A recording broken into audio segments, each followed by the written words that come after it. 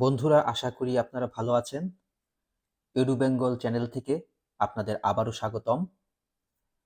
2 দিন আগে আমি একটি ভিডিও আপলোড করেছিলাম জার্মানির নতুন অপরচুনিটি কার্ড নিয়ে। আমি আশা করছি ভিডিওটি আপনারা দেখেছেন। ওই ভিডিওতে আমি অপরচুনিটি কার্ড নিয়ে কথা বলেছি। তবে আজকে আমি আরেকটি ভিডিও আপলোড করছি, যেটিতে আমি আলোচনা করেছি কিভাবে আপনারা অপরচুনিটি কার্ডের জন্য পয়েন্ট হিসাব করবেন। অপরচুনিটি কার্ডের জন্য মিনিমাম আপনার 6 পয়েন্ট লাগবে।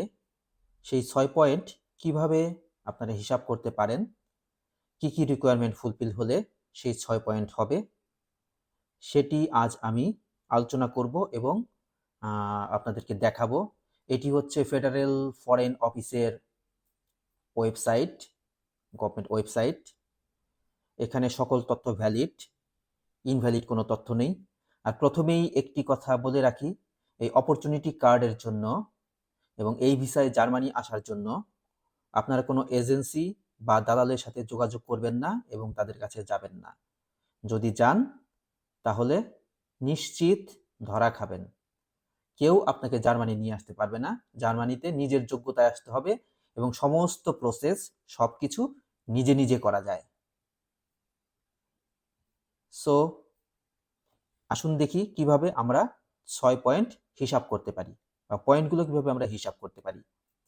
এখানে এই যে লেখা আছে, a minimum score of 6 point is required for this. আগের ভিডিওতে আমি যেমন বলেছিলাম যে মিনিমাম 6 পয়েন্ট লাগবে, বেশি হলে আরো ভালো, কিন্তু কম হলে হবে না। কিন্তু এই পয়েন্টগুলো আমরা কিভাবে পাবো? হ্যাঁ, এই যে নিচের দিকে আসলে এই ওয়েবসাইটের এখানে দেখেন কিছু রিকোয়ারমেন্ট আছে, যেমন the following basic requirements must be fulfilled. মানে এই রিকোয়ারমেন্টগুলো আপনাকে অবশ্যই ফুলফিল করতে হবে। এই রিকোয়ারমেন্টগুলো ছাড়া কোনো পয়েন্ট হিসেব করে লাভ নেই। এগুলো থাকতেই হবে, আপনার যত পয়েন্ট হোক এইগুলো থাকতেই হবে। তার মধ্যে একটা হচ্ছে completion of A degree or at least 2 years of training. এই কমপ্লিশন অফ এ ডিগ্রি মানে হচ্ছে আপনার ইউনিভার্সিটির ডিগ্রি লাগবে। আপনি ডিগ্রি কলেজ থেকে ডিগ্রি দিলে হবে না, বা অন্য কোনো ডিগ্রি সেইগুলো দিয়ে হবে না। আপনার ইউনিভার্সিটির ডিগ্রি লাগবে, 4 বছরের ডিগ্রি। সেক্ষেত্রে জাতীয় ভার্সিটির ডিগ্রিও 4 বছরের ডিগ্রি। জাতীয় ভার্সিটির ডিগ্রি দিয়েও অ্যাপ্লাই করা যাবে, কিন্তু ডিগ্রি কলেজের ডিগ্রি দিয়ে হবে না, কারণ ওটা হচ্ছে অনার্স না। কিংবা যা লাগবে অ্যাটলিস্ট 2 ইয়ার্স অফ ট্রেনিং, 2 বছরের ট্রেনিং লাগবে। কিসের ট্রেনিং লাগবে? সেটা হচ্ছে recognised by the state in which it was obtained. মানে আপনি যদি কোনো ভোকেশনাল কোর্স করে থাকেন, নার্সিং, তারপর আইটি, আরো অনেক ভোকেশনাল কোর্স আছে না, ওগুলো যদি করেন 2 বছরের কোর্স, যেটা বাংলাদেশ সরকার দ্বারা স্বীকৃত, সেই কোর্স করলে এবং সেই কোর্স অনুযায়ী আপনি যদি জব করেন, মিনিমাম 2 বছরের আপনার অভিজ্ঞতা থাকে, তাহলে মানে এটা লাগবেই। দ্বিতীয় কি? ভাষা। German language skill at least A1। মানে জার্মান ল্যাঙ্গুয়েজের লেভেল A1 পর্যন্ত লাগবে। লেভেল A1 আপনি কিভাবে করতে পারবেন? এটি ঢাকায় গথে ইনস্টিটিউট আছে কলাবাগানে, সেখানে কোর্স করে সেখান থেকেই পরীক্ষা দিতে পারবেন। এটা জার্মান এম্বাসি দ্বারাই এবং ওদের দ্বারাই পরিচালিত, ঠিক আছে? এখান থেকে সার্টিফিকেটটা নিতে পারবেন। অথবা কি?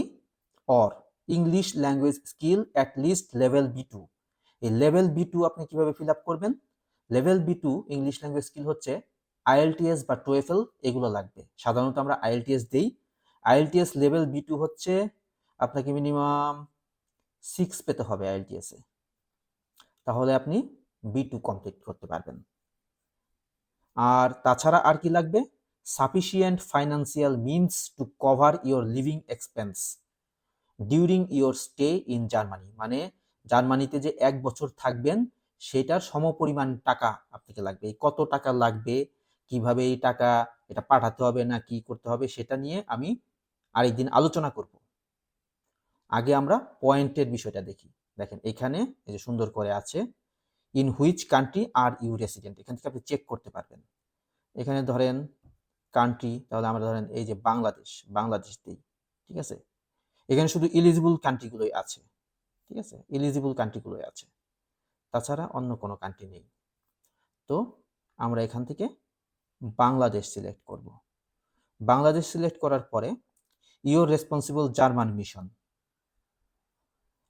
এরা বলছে এই যে ঢাকা, তার মানে এই ঢাকাতে অ্যাপ্লাই করতে হবে, ঢাকায় যে জার্মান মিশন আছে সেখানে অ্যাপ্লাই করতে হবে। হ্যাঁ, এটা হচ্ছে বিষয়, আমাদের ঢাকায় অ্যাপ্লাই করতে হবে। এখান থেকে অ্যাপ্লাই অনলাইন নাও, এগুলো পরের ব্যাপার, এখান থেকে করা যাবে না। এটা হচ্ছে যে ঢাকায় জার্মান এম্বাসির ওয়েবসাইটে গিয়ে করতে হবে, সেটাও কিভাবে করতে হয় আমি দেখাবো। আর এখানে একটা কি আছে, যে scoring system at a glance, যেটা আমি বলতে গেছিলাম যে পয়েন্ট, কিভাবে পয়েন্ট হবে, qualification base, professional experience, language skill, age, relation to Germany, joint application, এইভাবে পয়েন্ট চেক করা যায়, ঠিক আছে, পয়েন্ট চেক করা যায়। এখন আমরা কিভাবে পয়েন্ট চেক করব, এই যে দেখেন, partial recognise of a foreign educational qualification, আপনার যদি ইউনিভার্সিটির ডিগ্রি থাকে তাহলে আপনি 4 পয়েন্ট পাবেন, তার মানে আপনার 6-এর মধ্যে 4 হয়ে গেল, ঠিক আছে। তারপরে আপনার ধরেন যেটা থাকতে পারে প্রফেশনাল এক্সপিরিয়েন্স আপনি 2 থেকে 3 পয়েন্ট পাবেন। তাই আপনার যদি একটা ইউনিভার্সিটি ডিগ্রি থাকে এবং সেই ডিগ্রি অনুযায়ী আপনার এক্সপিরিয়েন্স থাকে, তাহলেই আপনার টোটাল 6 পয়েন্ট হয়ে যাবে, আর কিছু লাগছে না।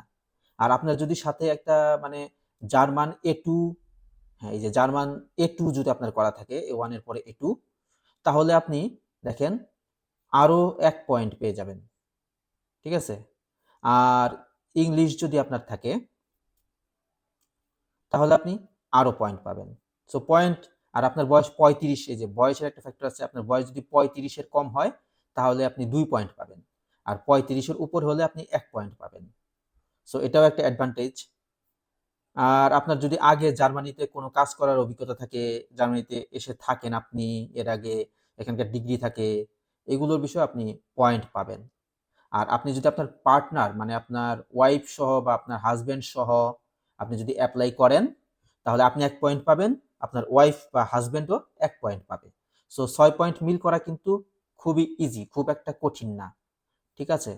আমার আজকের ভিডিওটা খুব লং করব না, আজকের ভিডিওটা শর্টই থাকবে। আপনাদের কেমন লাগলো ভিডিওটা জানাবেন, এবং সামনে আরো কিছু নিয়ে মানে আরো তথ্য নিয়ে আমি নতুন একটি ভিডিও নিয়ে আপনাদের সামনে হাজির হব। কমেন্টে লিখবেন যদি আরো কিছু জানার থাকে। সবাইকে ধন্যবাদ, ভালো থাকবেন সবাই।